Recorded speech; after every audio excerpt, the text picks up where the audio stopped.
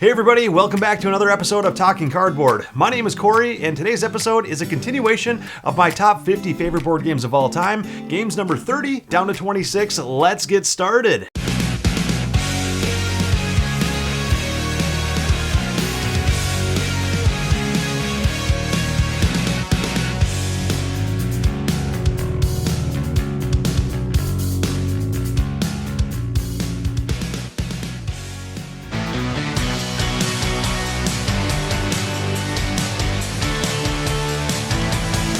Okay everybody, and game number 30 has dropped 12 places from last year, but is still a great entry-level, beginner-style worker placement game. This game is Lords of Waterdeep. Lords of Waterdeep, like I said, it is a kind of a beginner worker placement style game where you're sending out these agents on the board to gather up different troops to complete missions. The different missions have different names, and they try to really rope theme into this game to make you feel like you're accomplishing these missions for victory points, but really the theme is kind of lightly placed on this game. It is the D&D theme with different fantasy style characters and that sort of thing, but really, the theme, like I said, is very light. At its heart, it's just a Euro game where you're getting points. But a couple of the things that really set this game apart from other games for me is that it's super simple to teach, super simple to learn. Everybody can understand it no matter whether you're a new gamer or not. There's a couple things that I really enjoy that differs from other worker placement games. There is this place on the board where you can build out these different buildings that whenever other opponents go there to use that spot, you also get a reward if you were the one who built that spot. Obviously, you can go there yourself, but I just think it's really fun to try to build out buildings that you know other opponents will really like to use as well, so you can gain that benefit. Another really cool spot is the Waterdeep Harbor place, where you can place a worker there to, utilize intrigue cards from your hand, but then after you're done doing that action, you can then use those workers at the end of the round, after the round has completed, to then place them on a different worker placement spot to kind of get a double benefit from that spot. So a couple really unique, cool things that I like about this game. It is a little bit older of a game by now, but one that I still pull out pretty often, especially for newer gamers, and that is Lords of Waterdeep.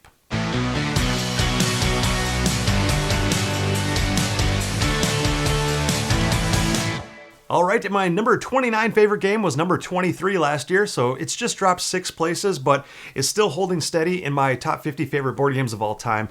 Really enjoy this next one here. It's got a lot of depth to it and can provide a lot of analysis paralysis for other players if they're trying to really think out their turns completely. So it can suffer from that length of play being extended by people trying to really get the most out of every one of their turns rather than just kind of playing it out. But this game is 5 tribes.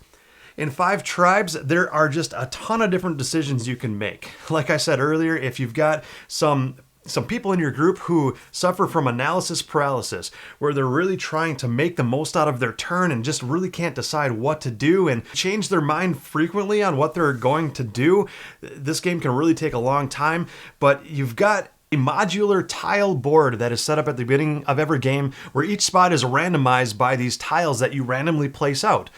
Based on where those spots are, they are then seeded with these different colored workers as well that can do different things for you throughout the game. This game has a Mancala mechanism to it where you're picking up all the workers of one color from a tile and placing one by one as you go consecutively in order on these other tiles.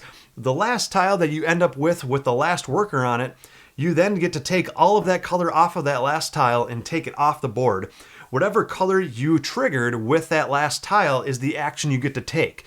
So for example, the red meeples are assassins, so you get to snipe a person from far away or close by. If you, the reason why that's really fun and really cool is that if you can get all of the workers off of one of the tiles, you then get to score that tile for yourself. There are white meeples and yellow meeples that give you points as you collect them. You can also utilize those meeples to buy gins that you can add in front of you that give you endgame victory points as well as in-game special abilities, so that is really fun as well. And there's just so many different things going on. The hardest thing about this, you can accidentally set up your opponents for a better turn than the turn you just took. You got to be very careful when you're picking up and dropping them off, because you don't want to set up your opponent's turn to be an even better turn than your turn was. But that is the fun in this game. It's just really seeing what's going on and trying to plan a couple turns ahead of time. So that is 5 Tribes.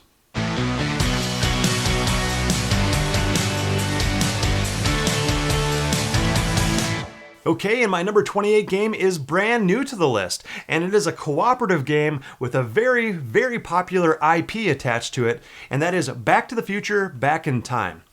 I haven't played the other Back to the Future game that came out over the last year. I've only played this one, but this one is just so fantastic.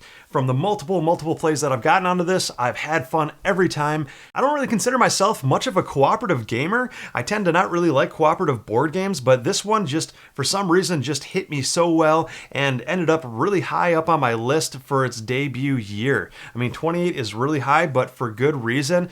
And I don't really consider myself much of a fan of the Back to the Future movie series. I mean, I do like the movies, but I don't love them by all means. And still, this game just really shined through for me for all the right reasons. In this game, you are trying to work out different puzzles around the board with dice, but you're doing it in very interesting ways. There are a couple different factors that you're trying to work toward to win the game before the end game is triggered. You go through a certain number of turns, and by the end of the amount of turns you get for the game, if you haven't completed your goals, then you lose the game. And the goals are, you're trying to get to the DeLorean around town to line up on the street to get ready for the lightning strike. All in the meanwhile, you don't want George and Lorraine to fall out of love. You want to make sure that they're still in love by the end of the game, otherwise you lose. And another thing too is Biff is going around the map and causing havoc everywhere he goes. He's trying to get George and Lorraine uninvolved with one another so they're uninterested. He's also causing other problems at the school and these other thematic events where it's really making it tough on you to try to complete your overall missions. And then also you have the family photo, just like in the movies, where if that family photo fades, if all reality is forgotten, then you also lose. So you're really trying to balance those few things going throughout a very tense, a very tight game, a very, very difficult game. I mean, if you can win this game maybe 1 or 2 times out of every 10 times you play, then you're doing a very good job because it is just that difficult, but it is also that difficulty that brings me back to wanting to play it over and over and over again. So I really highly recommend it. Give Back to the Future, Back in Time a try.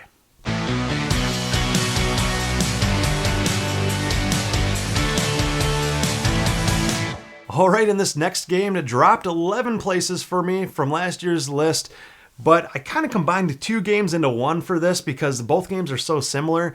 But the game on my list is Trois. The other game that could have replaced it, but I just haven't played it very often, is Black Angel. So I think when I get more plays of Black Angel in, that could surpass Trois for me, but for this year's list, I'm putting Trois on it. The coolest part about this game is that when you roll out your dice that are in front of you, your opponents are doing the same thing, rolling out their dice in front of them. But if they roll dice that you really need to help you out in your efforts and what you're trying to do, you can buy dice from your opponents whether or not they want you to. You can forcefully choose to give them money for their dice and use them for your own benefit. I really, really enjoy this mechanism. It's present in both Trois and Black Angel, and it's what I enjoy most about both games. Just a ton of fun. You're trying to complete these different tasks, also fending off marauders from invading the castle, and all, just in an effort to get the most victory points by the end of the game. But if you don't really roll quite what you need out of your own dice, just go ahead and buy some of your opponent's dice and use them for your own benefit. You have to know that the dice that you roll in front of you isn't necessarily going to be there by, later in that round either, because your opponents might buy it from you. But that's what's kind of fun. The exchange of money back and forth and buying each other's dice and doing the action that is most urgent now and saving the less urgent actions for later is what makes this game so fun. So give Trois a try or Black Angel, either one, both very similar, but give it a try. I think you would enjoy it.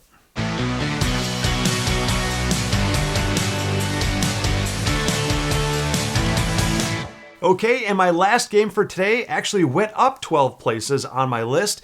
I think it's kind of resurging from my core game group getting more involved and asking to play this game more often. So this game is now again hitting the table more frequently. This game hit the table all the time back a few years ago and even longer ago, more toward the beginning of my board gaming career, I guess you could say. And it's kind of dropped off since then because we got so many hundreds of plays of this game. But now more recently, people are asking to play it again, and it's just reinvigorated my fun for the game. This game is the Resistance Avalon. So the Resistance, I own that version as well. Super awesome. Avalon, I'm putting that on the list because I like it a little bit better with the addition of Merlin. But basically in the Resistance, it's a social deduction game where you are trying to figure out who the spies are. If you're on the good team, or if you're a spy, you're trying to fail enough missions with your other spies to try to fail the overall mission. Because if the spies can successfully fail enough missions, they win. Whereas the good people, if they can figure out who the spies are and keep them off the missions to succeed enough missions, then they win.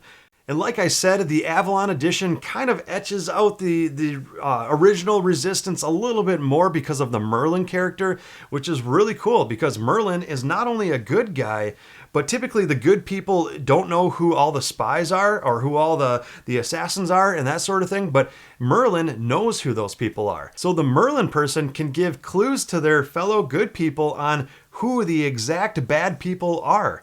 But if the spies catch on to who Merlin is, and if they're giving too obvious of clues, the spies have an opportunity at the end of the game, whether or not they win or lose, they have an opportunity to assassinate Merlin for the victory. So they have two different ways of winning instead of only one. And that little bit of a twist to the gameplay and to the character abilities is what I enjoy a lot in the Resistance, but really the core Resistance and all the different mechanisms and social deduction and table talk and accusing people and lying to people and trying to tell the truth, but people think you're lying, and all those great things that come with social deduction just makes this game just incredible to play. And if you haven't tried this game, or if you haven't played a social deduction game at all before, I would highly, highly recommend it. It's not going to be for everyone. It can get a little bit mean, a little tense, and if you don't like lying or trying to be manipulative toward people, you know, it could fall a little bit flat. But even people who typically don't like that kind of confrontation have tended to enjoy this game as well. So give it a shot. Highly, highly recommend you at least try it a couple times.